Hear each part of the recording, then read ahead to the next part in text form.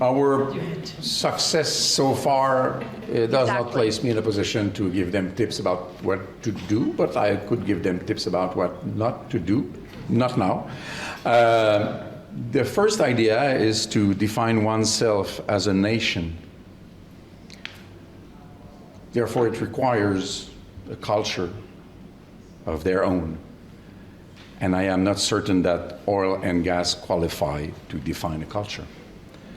But it's theirs to decide if they want to vindicate the right to self-determination. Would never interfere in that. It belongs to them. I would like us to be the first to do so, however.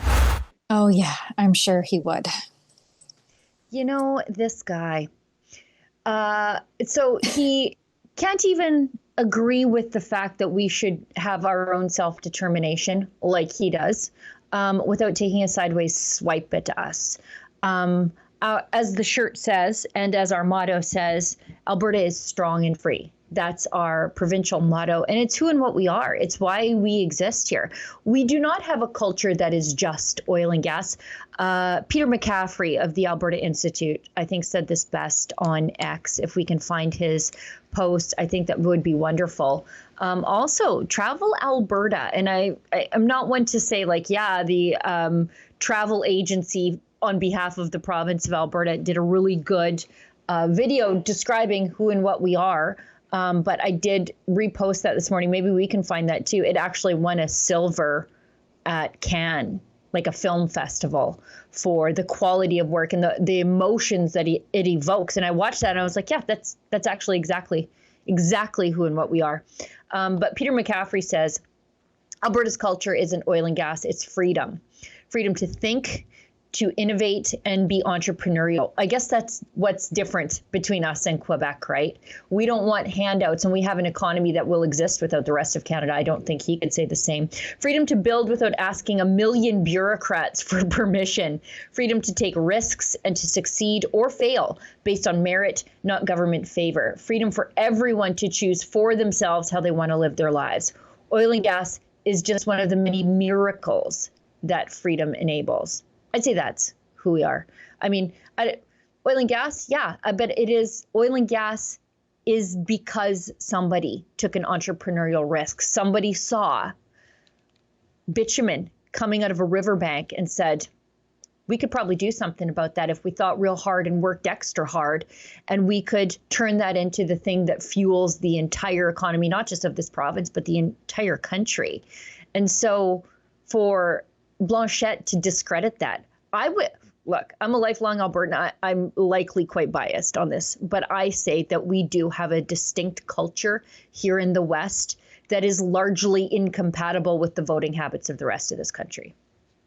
Yeah, I was going to say that when I think of Alberta as an more eastern province dweller, unfortunately, I think of freedom and independence. Like those are kind of the two words that come to my mind when I think of what Albertans traditionally and typically stand for and what they're going for, especially now. And obviously independence and separatism, the two are mostly hand in hand. But even the Albertan people that I've met are so independent, right? They don't want to be dependent on things like the state.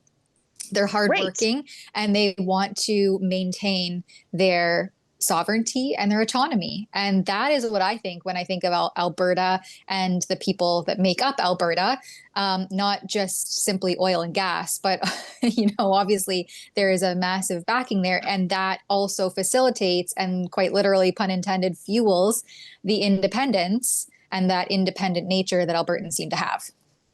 Yeah. I mean, it's why you couldn't keep us under lock and key during COVID. It's why the restaurant rebellion was led here. It's why the church rebellion was led here, is because even when our politicians, even the ones that allege themselves to be on the conservative side of the aisle, said, you stay in your house and stay away from your neighbors, we're like, the hell, the hell, we're doing that. And that's just who and what we are. We are, as the documentary says, ungovernable people.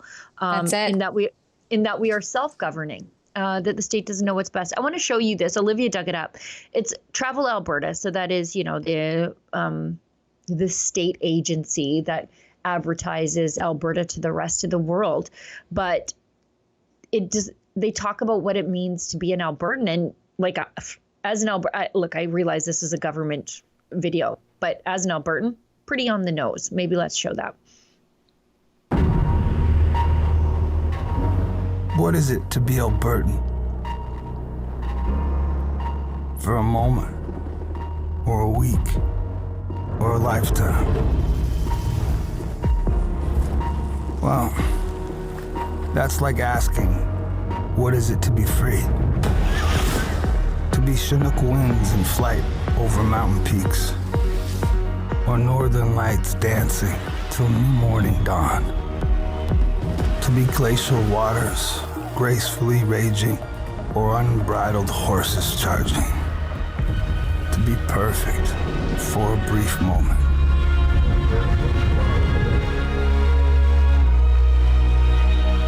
Or to last longer than all of time. Sure, great places will always capture you. But Alberta, she'll set you free.